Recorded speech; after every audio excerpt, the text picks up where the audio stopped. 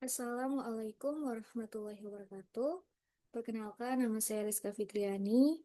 Di sini saya akan mempresentasikan mengenai seminar pendidikan profesi guru PPG Calon Guru Gelombang 2 tahun 2024. Dengan dosen pembimbing saya yaitu Ibu Dr. Arfati Nur Rahma.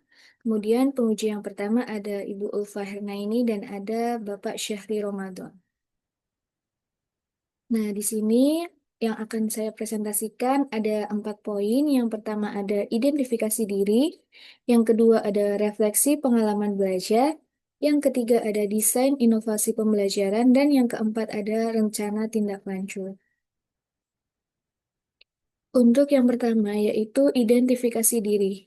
Nah, visi pribadi saya untuk pendidikan Indonesia yaitu membangun pendidikan yang inovatif, mengintegrasikan teknologi, serta nilai-nilai keagamaan dan kebudayaan untuk mencetak generasi berkarakter dan berkompetensi global.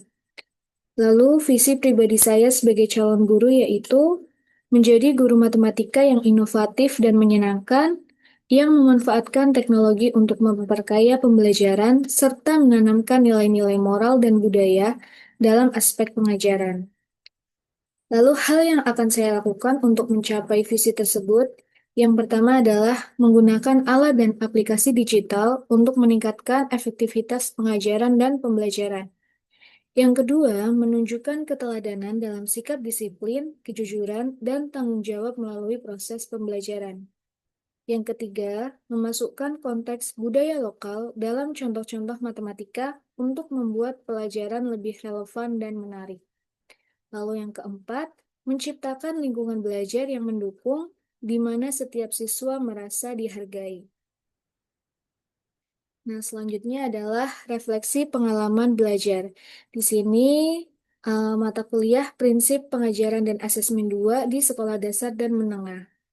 Jadi, dari seluruh rangkaian refleksi pembelajaran yang saya lalui selama mengikuti program PPG Prajabatan, terdapat satu mata kuliah yang paling bermakna, yaitu pada mata kuliah Prinsip Pengajaran dan Asesmen 2 pada topik 3 terkait dengan pendekatan Culturally Responsive Teaching atau CRT pada proses pembelajaran. Culturally Responsive Teaching atau CRT atau biasa disebut pengajaran responsif budaya adalah model pendidikan teoritis dan praktik yang tidak hanya bertujuan untuk meningkatkan prestasi peserta didik saja, tetapi juga mengintegrasikan budaya peserta didik ke dalam proses pembelajaran. Selain itu, dengan menggunakan pendekatan CRT ini bertujuan untuk mendapatkan pengajaran tanpa membedakan latar belakang budaya dari peserta didik. Nah, poin yang ketiga yaitu desain inovasi pembelajaran.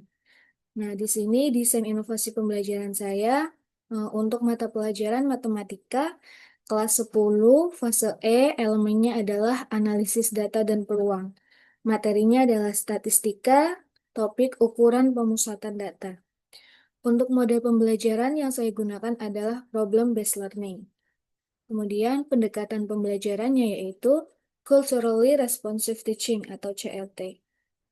Nah, di sini saya sudah membuat modul ajar dengan pendekatan CRT, kemudian ada LKPD dengan pendekatan CRT, kemudian juga ada PPT mengenai materi urutan ukuran pemusatan data, yaitu mean, median, dan modus pada data tunggal dan data kelompok.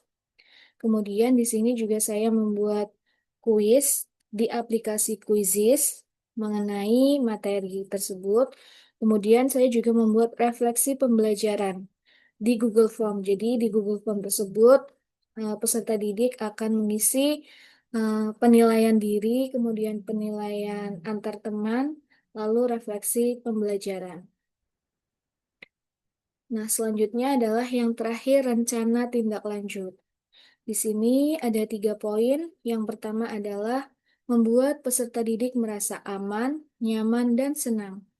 Saya akan berkomitmen untuk hal tersebut dengan cara menjadi guru yang disenangi peserta didik, karena menurut saya pada masa ini anak-anak akan enjoy dengan pelajaran kita ketika mereka tidak merasa takut dengan siapa yang mengajarkannya. Kemudian yang kedua, mengembangkan pengetahuan dan keterampilan. Saya akan terus mengembangkan pengetahuan dan keterampilan yang ada dalam diri saya, khususnya yang berkaitan dengan tugas saya sebagai seorang pendidik, agar apa yang saya ajarkan kepada peserta didik, saya bisa terus berjalan sesuai dengan kemajuan yang ada dalam dunia pendidikan. Kemudian yang ketiga adalah refleksi dan evaluasi diri. Sebagai seorang guru, hal penting yang perlu dilakukan adalah melakukan refleksi dan evaluasi setelah melaksanakan pembelajaran, mulai dari cara mengajar, perangkat ajar, dan lain sebagainya, sehingga dapat mengidentifikasi bagian yang telah berhasil dan yang perlu diperbaiki. Sekian presentasi dari saya, kurang lebihnya saya mohon maaf. Terima kasih. Wassalamualaikum warahmatullahi wabarakatuh.